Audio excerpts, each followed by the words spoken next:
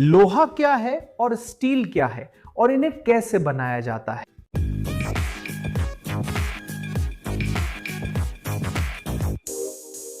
नमस्ते इंजीनियरिंग प्रशंसकों, मैं गुस्ताव परेरा हूं। क्या आपने सोचा है लोग लोहा और स्टील कैसे परिष्कृत करते हैं?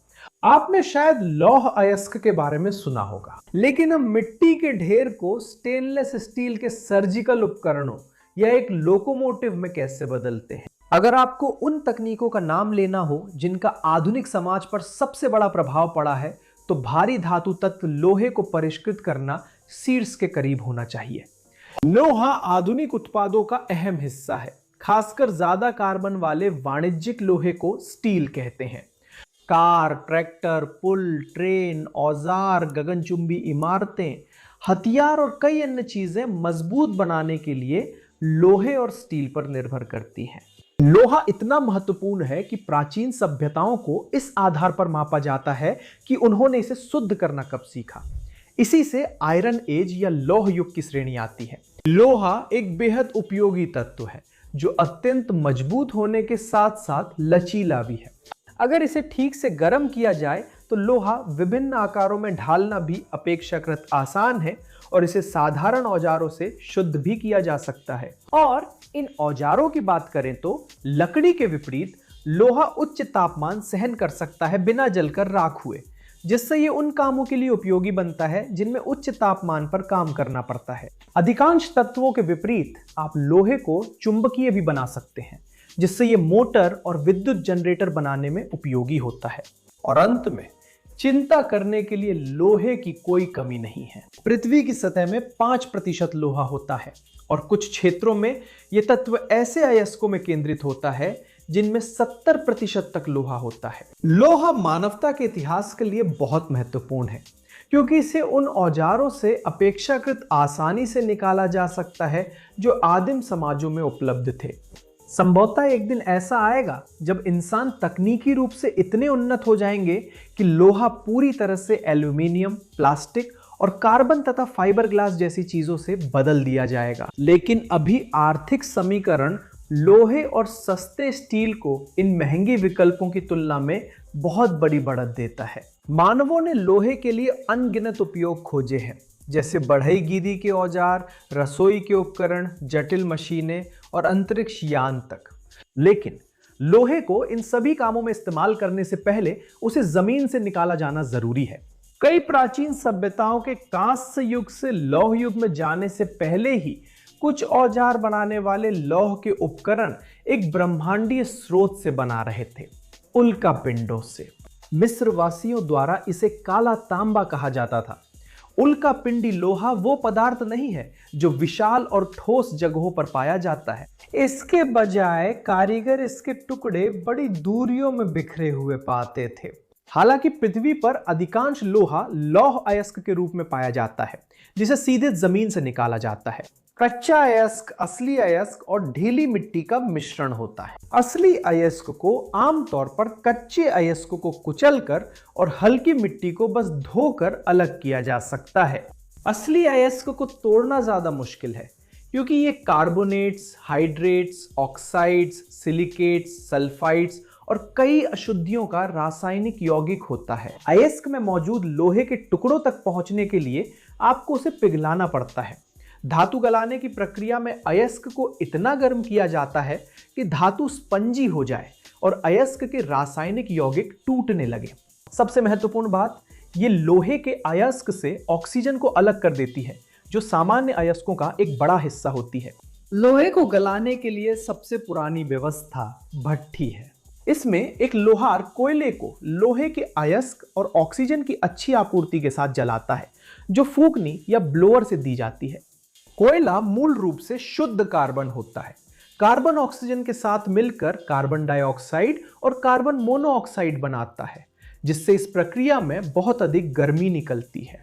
कार्बन और कार्बन मोनोऑक्साइड लोहे के अयस्क में मौजूद ऑक्सीजन के साथ मिलकर उसे हटा देते हैं, जिससे केवल धातु के रूप में लोहा बचता है। लेकिन एक भट्ठी में आग इतनी गर्म नहीं होती कि वो लोहे को पूरी तरह पिघला सके। इसके बजाय लोहा एक स्पंजी द्रव्यमान में गर्म होता है, जिसमें लोहा और अयस्क के सिलिकेट्स होते हैं। इस द्रव्यमान को गर्म करके और पीट कर अशुद्धियों को बाहर निकाला जाता है और कांच जैसे सिलिकेट्स को लोहे के धातु में मिला दिया जाता है, जिससे वज्र लोहा बनता है। वज्र लोहा मजबूत होता है और उस पर काम करना आसान होता है, जिससे यह औजार बनाने के लिए एकदम उपयुक्त बन जाता है। औजार और हथियार बनाने वालों ने तांबे को गलाना बहुत पहले सीख लिया था, इससे पहले कि लोहा प्रमुख सामग्री बना। पुरातात्विक प्रमाण बताते हैं कि मध्य पूर्व में लोहार ईसा पूर्व 2500 साल पहले ही लोहे को गलाना शुरू कर चुके थे। हालांकि लोहे को उस क्षेत्र में प्रमुख धातु बनने में 1000 से भी ज्यादा साल लग गए, लेकिन लोहे की उच्च गुणवत्ता बनाने के लिए लोहारों को बेहतर भट्टियों की जरूरत थी। तकनीक सदियों के दौरान धीरे धीरे विकसित हुई। 13वीं सदी के मध्य में ऊंची भट्टियां और हाथ से चलने वाले फूंकने वाले उपकरणों ने यूरोपीय भट्टियों को इतना गर्म जलाने की अनुमति दी, सिर्फ लोहे को नरम करने के लिए नहीं बल्कि उसे पिघलाने के लिए भी। आज लोहे को गलाने का सबसे उन्नत तरीका एक उच्च भट्टी में है। एक उच्च भट्टी में लौह अयस्क, लकड़ी का कोयला या कोक और चूना पत्थर डाला जाता है। भट्टी के नीचे से अधिक हवा फूकी जाती है, जिससे वह चूना पत्थर के कैल्शियम सिलिकेट से मिल जाती है, जिससे स्लैग बनता है। तरल लोहा भट्टी के नीचे स्लैग की इस परत के ऊपर जमा हो जाता है। फिर समय समय पर तरल लोहे को बहने और ठंडा होने दिया जाता है। इस बिंदु पर तरल लोहा आमतौर पर एक चैनल या रेत से बने सांचों के माध्यम से बहता है। जब यह ठंडा हो जाता है, इस धातु को कच्चा लोहा कहा जाता है। 1 टन कच्चा लोहा बनाने की बुनियादी रेसिपी यह है, आपको 2 टन अयस्क, 1 टन कोक और आधा टन चूना पत्थर चाहिए होगा। ब्लास्ट फर्नेस के केंद्र में तापमान लगभग 1600 डिग्री सेल्सियस तक पहुंच सकता है। इस कच्चे लोहे में 4 से 5% तक कार्बन होता है और ये इतना कठोर और भंगुर होता है कि लगभग बेकार होता है। अगर आप इससे कुछ बनाना चाहते हैं तो आपके पास 3 विकल्प हैं। पहला, आप इसे पिघला सकते हैं, इसे स्लैग के साथ मिला सकते हैं और हथौड़े से पीट सकते हैं ताकि ज्यादातर कार्बन निकल जाए और मजबूत व लचीला वज्र लोहा बन सके। दूसरा विकल्प है कच्चे लोहे को पिघलाना और उसे कबाड़ के साथ मिलाना, अशुद्धियां हटाना और मिश्र धातु में जोड़ना ताकि ढलाई लोहा बन सके। इस धातु में 2 से 4% तक कार्बन होता है, साथ ही सिलिकॉन, मैंगनीज और कुछ मात्रा में अशुद्धियां भी होती हैं। ढलाई लोहा, जैसा कि नाम से पता चलता है, आमतौर पर सांचे में ढाला जाता है ताकि तरह तरह के पुर्जे और उत्पाद बनाए जा सके। तीसरा विकल्प यह है कि कच्चे लोहे को और अधिक परिष्कृत किया जाए और स्टील बनाया जाए। स्टील वो लोहा है जिसमें अधिकांश अशुद्धियां हटा दी जाती हैं। स्टील में भी कार्बन की मात्रा लगातार 0.5% से लेकर 1.5% तक होती है। सिलिका, फास्फोरस और सल्फर जैसी अशुद्धियां स्टील को बहुत कमजोर बना देती हैं, इसलिए इन्हें हटाना जरूरी है। स्टील की लोहे पर सबसे बड़ी खासियत उसकी मजबूती है। ओपन हर्थ भट्टी कच्चे लोहे से स्टील बनाने का एक तरीका है। कच्चा लोहा, चूना, पत्थर और लौह अयस्क ओपन हर्थ भट्टी में डाले जाते हैं। इन्हें करीब 871 डिग्री सेल्सियस तक गर्म किया जाता है। इसके साथ ही चूना पत्थर और अयस्क मिलकर एक स्लैग बनाते हैं जो सतह पर तैरती है। कार्बन सहित अशुद्धियां ऑक्सीकरण होकर लोहे से स्लैग में चली जाती हैं। सही मात्रा में कार्बन होने पर कार्बन स्टील बनता है। इस बिंदु पर स्टील में कई तरह की धातुएं मिलाई जा सकती हैं ताकि अलग अलग गुण बनाए जा सके। उदाहरण के लिए 10% से 30% क्रोमियम मिलाने से स्टेनलेस स्टील बनता है, जो जंग लगने के प्रति बहुत अधिक प्रतिरोधी होता है। क्रोमियम और मोलिब्डेनम का संयोजन क्रोम मोलिब्डेनम स्टील बनाता है, जो मजबूत और हल्का होता है।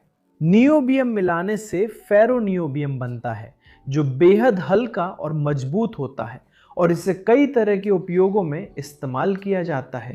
अगर आप और जानना चाहें तो वीडियो के अंत में कार्ड में वीडियो है। क्या आप आज अपनी जिंदगी को स्टील के बिना सोच सकते हैं? क्या आपने कभी ध्यान दिया है कि हमारे रोजमर्रा के जीवन में कितनी चीजें इस सामग्री से बनी होती हैं? नीचे कमेंट्स में बताइए, मैं जानना चाहता हूं। मैं 2 वीडियो छोड़ रहा हूं जो आपको पसंद आ सकते हैं। ये विषय को विस्तार से बताते हैं, जरूर देखें। ये मौका है वीडियो लाइक, चैनल सब्सक्राइब और नोटिफिकेशन घंटी एक्टिवेट करने का। दोस्तों, बड़ा आलिंगन, अगले वीडियो में मिलेंगे।